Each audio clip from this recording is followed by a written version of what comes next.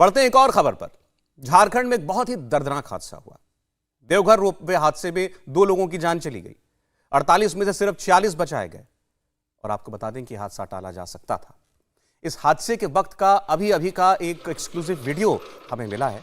इस वीडियो में आप देख सकते हैं हादसे के समय एक युवक अपने परिवार के 7 लोगों के साथ उस केबल कार के अंदर मौजूद था। उसने ये वीडियो अपने मोबाइल से बनाया है। इस वीडियो में आप बच्चों की चीख पुकार सुन पाएंगे। करीब 1.5 घंटे तक इस शख्स ने अपने मोबाइल में ये वीडियो रिकॉर्ड किया। रेस्क्यू ऑपरेशन के वक्त बनाया गया ये वीडियो बेहद दर्दनाक है।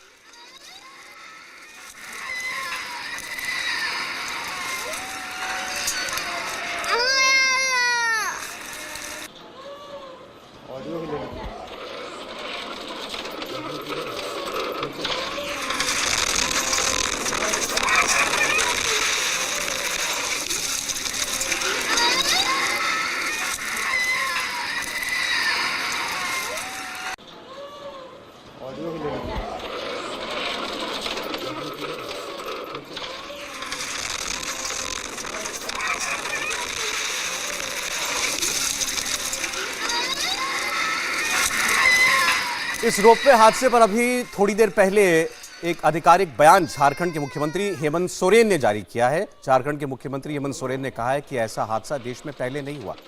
इस दर्दनाक हादसे में 2 लोगों को नहीं बचाया जा सका। 48 में से 46 लोगों को कामयाबी के साथ रेस्क्यू कर लिया गया। मुख्यमंत्री ने मृतकों के प्रति, परिवारों के प्रति संवेदना व्यक्त की। ये लगता है इस तरह की घटना हमारे राज्य में, क्या देश में शायद ये पहला घटना हमें लगता है। लेकिन जो भी घटना थी बहुत पीड़ादायक और काफ़ी दर्दनाक रहा, जिसमें महिला, पुरुष, छोटे बच्चे, सभी लोग फंसे रहे। अंतोगत्वा 48 लोगों में 46 लोगों को बचाया जा सका। और जो भी लोग इसमें मौत जिनकी हुई है,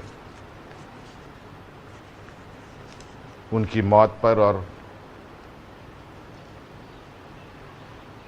उस घटना में जो भी जख्मी हुए, उनके प्रति मैं गहरी संवेदनाएं प्रकट करता हूं। जरा सोचिए, कोई एक परिवार अपने तमाम सदस्यों के साथ घूमने गया था। 40 घंटे उन पर क्या बीती।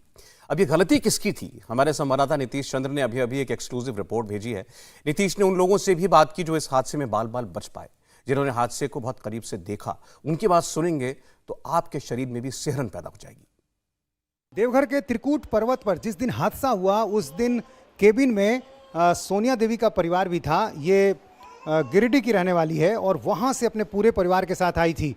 4 बच्चे इसके थे, इनका पति भी था, 6 और 1 इनकी माँ थी। माँ की मौत हो गई। और देखिए जो बच्चे घायल हुए हैं, छोटा सा बच्चा है लेकिन काफ़ी स्टिच इनको पड़ा हुआ है। और जो एक बेटी है उसका पैर टूट गया है। हादसे में हर किसी को चोट आई। यहाँ पर देखिए, ये सोनिया देवी के पैर में चोट, बाह में चोट लगी है। और जो इनके पति हैं, आपको भी चोट लगी है।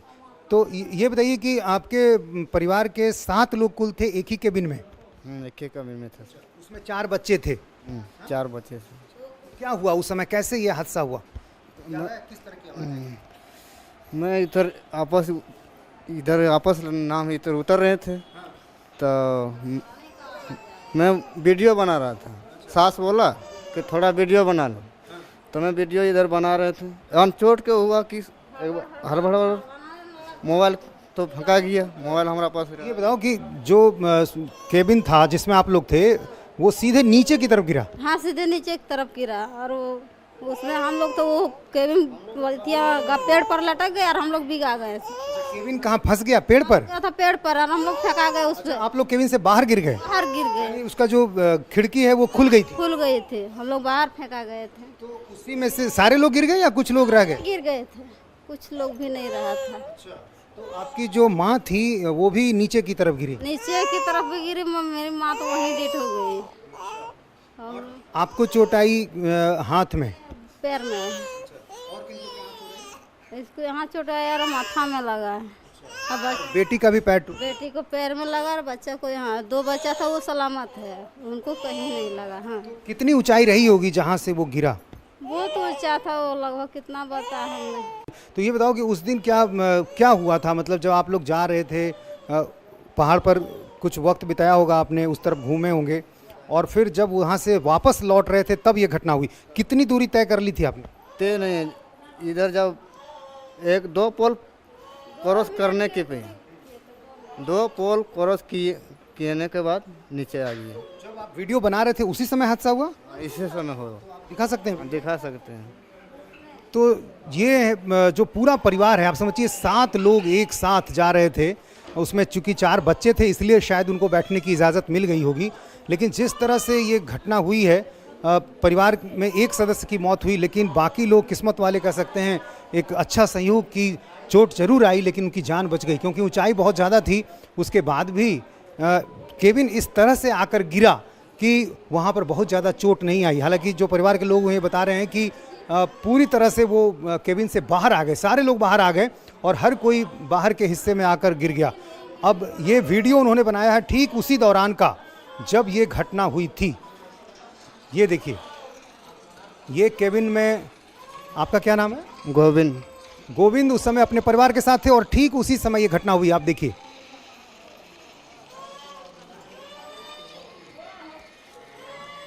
ठीक उसी समय। एक बार फिर से प्ले करेंगे, इसको प्ले करो। अच्छा, अभी चल ही रहा है वो। गिरने के बाद मोबाइल तो चालू है।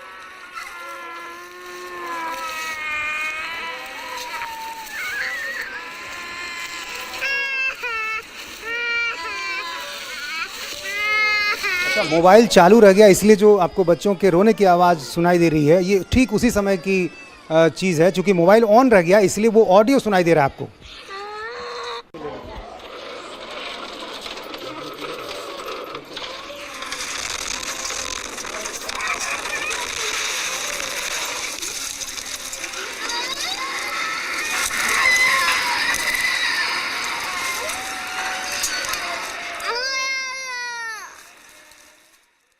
जहां यह हादसा हुआ वहां दुमका एसएसबी का एक जवान भी मौजूद था। उनकी पत्नी को बेहद चोटें आई हैं। कैसे उन्होंने अपनी जान पर खेलकर रेस्क्यू ऑपरेशन किया, सुनिए। असम के रहने वाले भूपेंद्र वर्मन अपनी पत्नी दीपिका वर्मन के साथ ट्रॉली में थे। ये दुमका में एसएसबी में हैं और पत्नी के साथ घूमने आए थे, लेकिन जो हादसा हुआ उसकी वजह से इन्हें काफ़ी चोटें आई हैं। केबिन का जो शीशा था वो टूटकर इनको लगा और केबिन इनका नीचे तो नहीं गिरा, लेकिन जब वो स्लोप में आगे बढ़ा तो एक जगह पत्थर से टकरा गया और फिर ऊपर की तरफ चला गया। क्या हुआ उस समय, कैसे हुआ?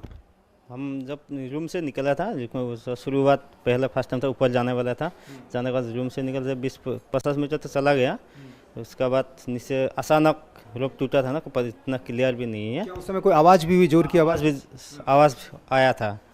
आवाज़ से अंदर दिन आवाज़ नहीं आता था, तब भी आवाज़ आया था जब रोप एक टूटा हुआ था। आवाज़ आई, उसके बाद एक पत्थर से आपका ट्रॉली जो है टकरा गया। हाँ, ट्रॉली टकरा गया। ट्रॉली टकराने के बाद पत्थर था नीचे, तो उसका क्रिकेट बॉल जैसे जंपिंग होता है, सेम इसी 4-5 बार जंपिंग हो, उसी जंपिंग से ऊपर चला गया। और एक जगह वो टकराया पत्थर से और फिर वो ऊपर की तरफ चला गया। ऊपर की तरफ चला गया। ऊपर जहाँ पर आप पहुँचे तब तक आपको चोट लग चुकी थी इनको, तो वहाँ पर फिर आपके पत्थर जो था वहाँ भी था क्या? वहाँ भी पत्थर सामने था नज़दीक। जहाँ तक फिर ट्रॉली ऊपर पहुँची वहाँ भी आप इत्तेफाक से ऐसी जगह थे जहाँ पत्थर आपके लिए एक सहारा था नीचे उतरने के लिए? हाँ, नीचे उतरने के सहारा था। उसके बाद पैर में मेरा बाप का पैर नीचे उतार दिया। उसके बाद 4-5 बंदा नीचे पब्लिक था, उसमें सहारा लेके उतार दिया। उसके बाद में हम टोली से ट्रॉली में और 2 लोग कौन थे? टोली में 2 लोग वो दुमका में है। अभी भी वो लोग सुरक्षित हैं? सुरक्षित है। आपको क्या लगा उस दिन, क्या माहौल था? बहुत ज़्यादा लोग आ गए थे? बहुत ज़्यादा था। संडे का दिन था, सब घूमने के लिए आए, बाबा का दर्शन भी आया था। बहुत भीड़ था उस टाइम। हम टिकट करने गया था, बहुत भीड़ था उस टाइम भी। फिर सोचा था एक बार घूम के चलते हैं। फिर आसाम का तो ऐसे नहीं देखा, फर्स्ट टाइम है इसलिए। और दूसरे लोग भी आपको नज़र आ रहे होंगे जो ट्रॉली नीचे गिरी थी, या फिर और लोग मदद के लिए उस समय चीख चिल्ला रहे होंगे? हाँ, मदद के लिए बहुत पब्लिक था, नीचे से बहुत चिल्ला रहा था क्या होगा। मदद के पब्लिक आया था। कुछ ट्रॉलियाँ ऊपर रह गई थी, उनके लोग भी होंगे। हाँ, आता अचानक हो गया, कोई चिल्ला हल्ला करे ऊपर से बसाओ। आप तो खुद एसएसबी के जवान हैं, आपके साथ भी जो आपका दोस्त था वो भी जवान है, तो ऐसे में आपने और बखूबी अपनी पत्नी को नीचे उतार लिया। हाँ, उतर लिए, पब्लिक थोड़ा सा पता। और मैं कितनी भी ऊंचाई थी जब आप जहाँ केबिन आपका था? 20-25 फीट था। नीचे गहराई से, लेकिन वहाँ एक पत्थर भी था, आप कह रहे हैं कि जिसके कारण आप पैर रखने में आपको सुविधा हुई। सुविधा मिला, उसी सहारा से हम जब मार दिए। देवघर हादसे के चश्मदीद जो उस वक्त वहां मौजूद थे, उनकी बातें सुनिए, आप समझ पाएंगे 46 घंटे तक कैसे लोगों की जान फंसी रही, मौत उनके सामने खड़ी थी।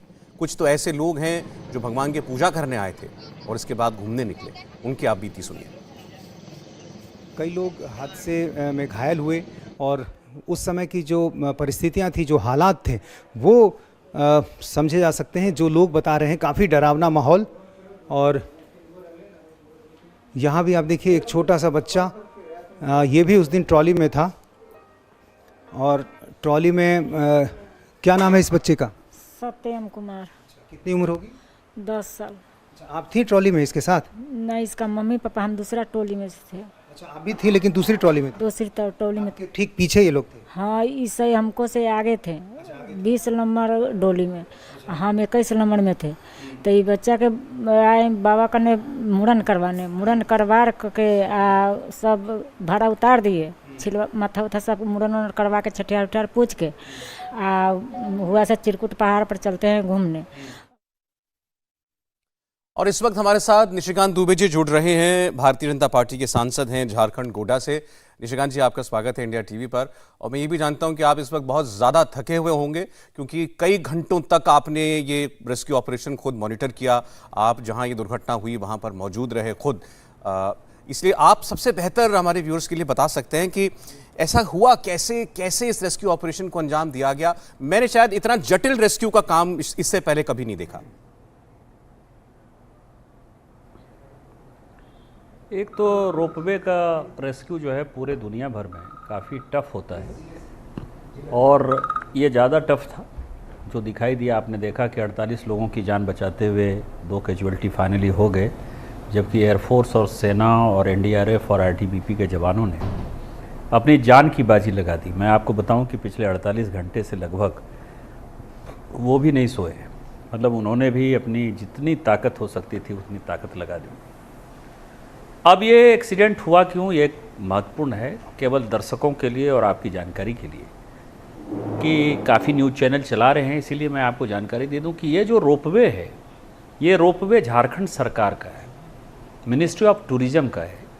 और जो आज चला रहे हैं इसको, ये केवल एक कॉन्ट्रैक्टर भर है। आप उसको रोपवे देते हैं, जैसे कि किराए का मकान आप देते हैं, तो किराएदार जो है आपको केवल पैसा देते हैं। उसमें क्या बड़ा खर्चा होगा, क्या छोटा खर्चा होगा, वो तो जो मकान मालिक है वही खर्चा करता है ना। छोटे खर्चे भले मान लीजिए कि कोई कील लगाना होगा तो वो लगा देगा, तो ये किराएदार है। तो इसीलिए ये जो कन्फ्यूजन पूरे देश भर में चल रहा है कि दामोदर रोपवे और ये वो, मुझे लगता है कि वो झारखंड सरकार को जो बचाने वाले लोग हैं वो इस चीज़ों को आगे बढ़ा रहे हैं। दूसरा मैं बताऊं कि ये घटना 3:30-4 बजे हुई। मैं अपने गांव में रामनवमी में रहता हूं, और मुझे ये सूचना जब 4:30 बजे के आसपास किसी ने फ़ोन पर दिया, तो मैं पूजा पर बैठा हुआ, तो मैंने उसको कहा कि मैं पूजा से उठकर तुमको फ़ोन करता हूँ। जब मैंने उसको फ़ोन किया तो उसने बताया कि इतना बड़ा हादसा हो गया है और एक आदमी की डेथ हो गई है। तो मुझे लगा कि लोगों को खाना खिलाता हूँ, उसको छोड़कर मैंने फैसला किया कि मुझे निकलना है। तो मैंने सबसे पहले आदरणीय गृह मंत्री जी को फ़ोन किया और मैंने उनको जानकारी दी कि इस तरह का हो गया। उन्होंने एनडीआरएफ को बोल दिया, एनडीआरएफ के जो है डीजीपी का करावल साहब का मुझे फ़ोन आ गया, फिर गृह सचिव जी का फ़ोन आ गया। फिर पता नहीं मुझे क्या हुआ कि मैंने मुख्य सचिव को फ़ोन किया। मैं जब निकल गया था घर से, तो मैं आपको कहानी बता रहा हूँ, 6 बजे के आसपास मैंने मुख्य सचिव जी को फ़ोन किया। तो मुख्य सचिव जी ने उठते ही कहा कि मैंने बहुत दिन के बाद उनको फ़ोन किया था, तो उन्होंने कहा कि आज इतने दिन के बाद आपने फ़ोन किया। तो मैंने कहा फ़ोन मैंने इस कारण से किया, आप ये समझें कि 3:30 पौने 4 बजे की घटना है। डिजास्टर मैनेजमेंट के राज्य के सबसे बड़े मुखिया मुख्य सचिव हैं, गृह सचिव के साथ या एयरफोर्स के साथ, आर्मी के साथ जिनको कोऑर्डिनेशन करना है एनडीआरएफ का, मुख्य सचिव को करना है, और यहाँ के जिला उपायुक्त ने उनको बताने तक का जो है जहमत नहीं उठाया। उसके बाद जब मैं 6:15 बजे के आसपास आया तो मैंने डीसी को फ़ोन किया, तो डीसी ने कहा कि मैं अब घर से निकल रहा हूँ और लेकिन आप मत आइएगा। उसके बाद आपने देखा है कि क्या झंझट हुआ। तो इतनी बड़ी लापरवाही आप समझिए कि यदि किसी के ऊपर मर्डर का चार्ज होना चाहिए, यदि 2-3 जान उसके बाद भी यदि चली गई क्योंकि रेस्क्यू ऑपरेशन में विलंब हुआ, तो उसके लिए तो जिला उपायुक्त दोषी है ना। दूसरा है कि जब तय हो गया रात में, माननीय गृह मंत्री जी 2 बजे रात तक फ़ोन करते रहे और एयरफोर्स की पूरी टीम जब यहाँ 5-5:30 बजे तय हो गया कि आना है, तो ATF नहीं है क्योंकि देवघर एयरपोर्ट इन लोगों ने चालू नहीं होने दिया है राज्य सरकार ने। ATF के लिए तो DC को मंगाना चाहिए था ATF, क्योंकि जब आप रेस्क्यू ऑपरेशन करेंगे तो फ्यूल कहाँ से आएगा। आप समझें कि उस फ्यूल के कारण 5-6 घंटा जो है हमारा ऑपरेशन रुका रहा, क्योंकि जब 10-11 बजे दूसरे जगह से हम ATF फ्यूल को ला पाए तो ये ऑपरेशन शुरू हुआ, नहीं तो हम उस दिन जो है 5:30-6 बजे से ही रेस्क्यू ऑपरेशन जारी कर देते। ये 2-3 चीज़ें ऐसी हैं जो कि जनता को जानने वाली है। और माननीय मुख्यमंत्री हेमंत सोरेन जी ने जो कहा है कि हम इंक्वायरी स्टार्ट करेंगे, तो इंक्वायरी कहाँ से स्टार्ट करेंगे? इंक्वायरी तो पहले यहीं से स्टार्ट होंगे ना, कि पहले वो जिलाधिकारी के ऊपर जो है 302 का मुकदमा जारी करेंगे, तभी तो वो इंक्वायरी होगी। नहीं तो ये इंक्वायरी आई वॉस है। और ये सरकार जिस तरह से आकंठ भ्रष्टाचार में जुड़ी हुई है, और मैं ऑन रिकॉर्ड ये बातें कह रहा हूँ, चाहे आप मुख्य सचिव से पूछ लीजिए, चाहे डिजास्टर मैनेजमेंट सेक्रेटरी से पूछ लीजिए, क्योंकि मैं मुख्य सचिव की बहुत आदर करता हूँ, मतलब पदाधिकारी होते हुए भी इस सरकार के पदाधिकारी हैं, उसके बावजूद भी मैं कह रहा हूँ डिजास्टर मैनेजमेंट के जो सेक्रेटरी है या जो भी अधिकारी है, मेरा उनके प्रति कोई ये नहीं है। लेकिन जो जिला उपायुक्त ने काम किया है, यदि वहाँ से 302 शुरू होता है तभी कुछ होगा, नहीं तो आप मान के चलिए कि लिपापोती करना चाहती है। माननीय हाईकोर्ट ने संज्ञान लिया है, इसकी CBI इंक्वायरी हो जाएगी, दूध का दूध पानी का पानी हो जाएगा। नहीं निशिकांत जी, ये तो बड़ी चौंकाने वाली बात है, शॉकिंग है ये कि आपको सांसद रहते पहले खबर हो गई, घंटों तक वहाँ स्टेट के सबसे बड़े जो ब्यूरोक्रेट हैं उनको इसके बारे में पता नहीं था, तो रेस्क्यू का काम शुरू कैसे होता? भाई जिस काम के लिए आर्मी को, एयरफोर्स को, NDRF को लगाना पड़ा हो, तो ये केवल जो है वो उपायुक्त जो जिले के अधिकारी हैं वो अपने स्तर पर तो कर नहीं सकते थे। मैं तो आपको ऑन रिकॉर्ड ये बातें कह रहा हूँ ना, कोई भी झारखंड सरकार का, क्योंकि आजकल तो व्हाट्सएप का ज़माना है, सारी चीज़ें लिखत पढ़त में मेरे पास व्हाट्सएप में है। ये माननीय मोदी जी का यदि मार्गदर्शन नहीं होता, प्रधानमंत्री जी का, और गृह मंत्री जी यदि सीधा इंटरेस्ट नहीं लेते, 2 बजे रात तक वो मुझसे बात करें, मैं तो बता रहा हूँ ना, आप DG NDRF से पूछिए कि उनको किसने सबसे पहले फ़ोन किया, माननीय गृह मंत्री जी ने फ़ोन किया। और NDRF के DGP से जो है मेरी 5:40 पर बात खत्म हो गई थी, मैंने 5:44 पर उनको धन्यवाद भी दे दिया था। NDRF की टीम जो है DC के पहुंचने के पहले ही NDRF की टीम जो है देवघर पहुंच चुकी थी। अब इससे ज़्यादा बड़ी बात मैं क्या कह सकता हूं, जबकि DC का रेसिडेंस और त्रिकुट का रेसिडेंस जो है, जो घटनास्थल है, दोनों के बीच हार्डली 10 से 15 किलोमीटर का फर्क है। झारखंड सरकार के मंत्री जो पर्यटन मंत्री हैं, जिनका कि ये रोपवे है, वो मंत्री आपको पता है दिन के 12 बजे है। वो उनकी दूरी जो घर की दूरी है इस रोपवे से, उनकी घर की दूरी हार्डली 30 किलोमीटर दूर है। वो हमारे विधायक हैं, हमारे ही विधानसभा, मतलब लोकसभा में विधानसभा है मधुपुर, उसके वो विधायक हैं। आप झारखंड सरकार की कारगुजारी समझ सकते हैं। और लोग जो कहते हैं कि क्या क्या प्रधानमंत्री जी ने और गृह मंत्री जी ने, मैं बताऊं कि मुख्यमंत्री जी का जो जिला है साहबगंज, उसमें अभी 10-15 दिन पहले ही एक बड़ा हादसा हुआ है। एक जहाज जो है डूब गया, जिसमें ट्रक और ट्रक के चालक खलासी डूबे हुए हैं। आज तक उसकी लाश रेस्क्यू नहीं हो पाया। कहीं दुनिया में ऐसा नहीं हुआ कि एयरफोर्स, आर्मी, NDRF और ITBP चारों की ज्वाइंट टीम रेस्क्यू कर पाई, और 48 घंटे के अंदर अंदर जो है हम उससे भी कम समय में हम सकुशल, ठीक है 2 कैजुअल्टी हो गई, लेकिन IAF के जवानों ने, इंडियन एयरफोर्स के जवानों ने जो जांबाजी दिखाई, आज भी उस महिला को बचाने के लिए आप समझिए कि वो जवान सीधा चढ़ गया, जिसके पास की कोई भी संसाधन नहीं था सुरक्षा का। तो इससे बड़ा काम नहीं हो सकता है। हम उनके प्रति शुक्रगुजार हैं और हमारे पास कोई शब्द नहीं है उनको धन्यवाद देने के लिए। निशिकांत जी, एक तो ये जो आपने कहा कि लापरवाही जिसकी है, ये तो इस पर तो बड़ी सख्त जिम्मेदारी जो है वो तय करनी चाहिए, और उसके बाद रेस्क्यू ऑपरेशन में देरी जिसकी वजह से हुई उन पर भी ज़रूर एक्शन होना चाहिए। पर थोड़ा सा रेस्क्यू ऑपरेशन के बारे में आपसे पूछना चाहता हूँ। ये जो 2 कैजुअल्टीज़ हुई हैं, एक तो बहुत ही दर्दनाक हमने देखा रेस्क्यू के दौरान जो है 46 में से एक जो उनको बचाया जा रहा था तो शायद रस्सी टूट गई। 2 ये जो कैजुअल्टीज़ हुई, अगर आप इनके बारे में बता सकें, क्या हालात थे वहाँ उस वक्त? देखिए, मैं 10 तारीख को जब शाम 8 बजे वहाँ पहुँचा, तो 8 बजे से लेके अभी तक जब मैं आपसे बात कर रहा हूँ, तो ये ऑपरेशन पूरा होने तक लगभग मैं त्रिकुट पे ही था। मतलब वहीं मैं खाट लगा के बैठ गया, तो इसीलिए जो कुछ भी हुआ वो मेरे सामने सब कुछ हुआ। मतलब कोई भी ऐसी घटना वहाँ की नहीं है, छोटी से छोटी घटना जो मेरे सामने नहीं हुई। मैं दुर्भाग्यपूर्ण कहूँगा कि वो तो पहुँच गया था बेचारा, जो कल कैजुअल्टी हुई, यदि आपने विजुअल पे भी देखा होगा तो वो पहुँच गया था। मुझे लगता है कि पसीना के कारण जो है वो खिंचा नहीं पाया। मुझे एक अंदाज़ा लगता है कि शायद यही हुआ होगा। मतलब वो हेलीकॉप्टर तक तो पहुंच गए थे। दूसरी घटना हुई, आप हेलीकॉप्टर तो पकड़ लिया था उसने, पहुंच नहीं गए थे, उसका जो नीचे डंडा है वो पकड़ लिया था उसने।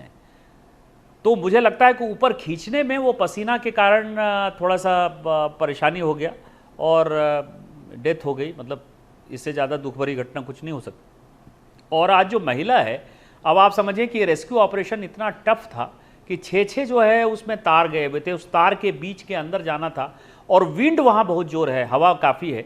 तो आज ये महिला वाला जो घटना हुआ वो भी यही हुआ कि वो लेके गए और महिला को जो है जैसे ही खींच के जाने लगे तो वो तार जो है फंस गया। तार फंस गया तो वही मैंने कहा ना कि जो जांबाज जवान थे गरुड़ के, इंडियन एयरफोर्स के, वो बेचारा सीधा कूद गया और तार जो है छुड़ाने की कोशिश करने लगा।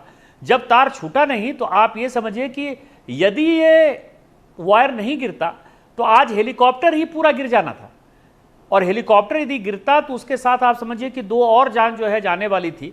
तो फाइनली ये तार टूट गया भगवान के आशीर्वाद से। आप समझिए कि एक और बड़ी कैजुअल्टी, एक पूरा हम जांबाज जवान जो है पूरा का पूरा एयरफोर्स का भी खो देते। ये इतना टफ रेस्क्यू ऑपरेशन था, लेकिन जो कुछ भी काम किया, मैं दोबारा फिर आपको कहूँगा कि इंडियन एयरफोर्स, सेना, एनडीआरएफ और आईटीबीपी के इस तरह के जवान जिस देश के पास हों, वो चाहे आंतरिक शक्ति हो चाहे बाह्य शक्ति हो, भारत के लोगों को कभी परेशान नहीं कर सकती। वो सारे लोग सुरक्षित हैं और आज यही ऑपरेशन ने दिखाया। और मैं माननीय प्रधानमंत्री जी के प्रति और गृह मंत्री जी के प्रति मेरे मन में कोई शब्द नहीं है। कल भी प्रधानमंत्री जी इसको पूरा मॉनिटर कर रहे थे, गृह मंत्री जी तो लगातार मेरे टच में थे, कल सुबह भी उन्होंने फ़ोन किया था, आज भी उनसे बात हुई। तो यदि वो नहीं रहते तो शायद हम ये 46 जान नहीं बचा पाते। लेकिन यहाँ के जो स्थानीय लोग हैं, मैं एक और अलग चीज़ आपको कहना चाहता हूँ कि परसों का जो ऑपरेशन था उसको स्थानीय लोगों ने किया, 12 लोगों को बचाया जिसमें एक कैजुअल्टी हो गई थी। कल भी इंडियन एयरफोर्स के अलावा 36 लोगों को इंडियन एयरफोर्स ने बचाया और एक कैजुअल्टी हो गई, लेकिन 11 लोगों को कल भी स्थानीय लोगों ने बचाया। और उसमें एक पन्ना लाल है, पन्ना लाल की, उपेंद्र की और विजय की तिकड़ी है, लेकिन इसमें पन्ना लाल काफ़ी हिम्मती और साहसी है। उसने जो अदम्य साहस का परिचय दिया है इस देश में, माननीय प्रधानमंत्री जी जो करते हैं उसको उसने रिवार्ड के लिए दिया, ना अवार्ड के लिए दिया, ना पैसा के लिए दिया। उसने जो जान बचाने के लिए मिसाल कायम किया है, मेरे पास उसके लिए भी कोई शब्द। निशिकांत जी, मैंने ये पढ़ा इसके बारे में और मैं समझ नहीं पा रहा था, क्योंकि ये ट्रॉलीज जो है ये तो बहुत ऊंचाई पर, हाइट पर फंसी हुई थी, तो जो लोकल लोग थे वो कैसे मदद कर रहे थे? देखिए, लोकल लोग उस टेरेन को जानते हैं कि हवा की दिशा कैसे है और उस हवा की दिशा में किस आधार पर उनको आगे चढ़ना है। और ये जान जोखिम में, जैसे मैंने आपको कहा ना कि जो पन्ना लाल सरीखे लोग हैं, पन्ना लाल और उसके पीछे जो उपेंद्र और विजय जैसे लोग हैं और भी 2-3 लोग हैं, इन लोगों ने अपने जान की परवाह नहीं की। उनको लगता था कि ज़्यादा से ज़्यादा क्या होगा, कि हमारी डेथ हो जाएगी या मेरा कुछ हो जाएगा, लेकिन मैं इन लोगों को नीचे सकुशल पहुंचा लू जाऊंगा। तो 12 आदमी को उन्होंने 10 तारीख को और कल एनडीआरएफ और आईटीबीपी के जवानों की मदद से, क्योंकि वो पूरे रोपवे के नीचे उन्होंने एक बड़ा श्रृंखला बना रखा था, वो लोग 2-2 मिनट में, जैसे कल कैजुअल्टी हुई जहाँ की आप समझिए 840 फीट गड्ढे में चला गया आदमी। आपने यदि कोई संवाददाता होगा तो आप किसी से पूछेंगे तो 10-12 मिनट के अंदर जो है एनडीआरएफ और आईटीबीपी की टीम उसको जो है एम्बुलेंस में बैठा चुकी थी। आज भी जो ये महिला गिरी 5 से 7 मिनट के अंदर ये एम्बुलेंस में थी। तो आप समझ सकते हैं कि इन लोगों ने मिलकर बड़ा ऑपरेशन किया। और स्थानीय लोगों को, यदि प्रशासन, मैं तीसरी बात आपको नहीं बताना चाहता था कि जब मैंने बताया कि जिलाधिकारी को इस तरह की घटना हुई तो लोकल लोग तब तक रेस्क्यू कर रहे थे पन्ना लाल के साथ। इस डीसी ने आकर क्या किया कि उन सबों को सबसे पहले भगाने का काम किया, नहीं तो कम से कम 12-13 लोग तो उस वक्त भी निकल जाते। मतलब परसों मैं आपको बताऊं, हमारे पास फिर हार्डली 35 से 36 लोग बचते। तो ये तीसरी घटना है जो ये प्रेस में रिपोर्ट हुआ है निशिकांत जी कि लोकल लोगों की मदद अगर जल्दी ले ली गई होती तो रेस्क्यू ऑपरेशन जल्दी खत्म हो जाता। निश्चित तौर पर हो जाता, लेकिन यहाँ के जिला उपायुक्त ने उनको नहीं होने दिया। जब मैं 8 बजे पहुँचा तब मैं स्थानीय लोगों को बुलाया, पानी चाय की व्यवस्था नहीं हो पा रही थी, मैं आपको बताऊं कि जो 48 लोग फंसे हुए थे, मैं रेस्क्यू केबिन से जाना चाहता था। मैंने कहा डीसी को कि यदि आप जाना चाहते हो आप चले जाओ, एसपी साहब जाना चाहते हैं आप चले जाओ, यदि आप दोनों को जान का डर है तो मैं चला जाऊंगा। केवल जो 48 लोग फंसे हुए हैं उनको मुझे केवल बताना था कि भैया मैं डीसी यहाँ का हूँ, मैं एसपी यहाँ का हूँ, मैं सांसद यहाँ का हूँ, आप लोग सुरक्षित हो, हम आपको बचाने के लिए हेलीकॉप्टर ला रहे हैं, आर्मी ला रहे हैं, सेना ला रहे हैं, जिससे कि 48 लोग बचे। तो उसके लिए भी आपने देखा कि कितना झगड़ा झंझट हुआ कि मैं मजिस्ट्रेट हूँ, मैं 144 लागू कर दूंगा, मैं अरेस्ट कर दूंगा।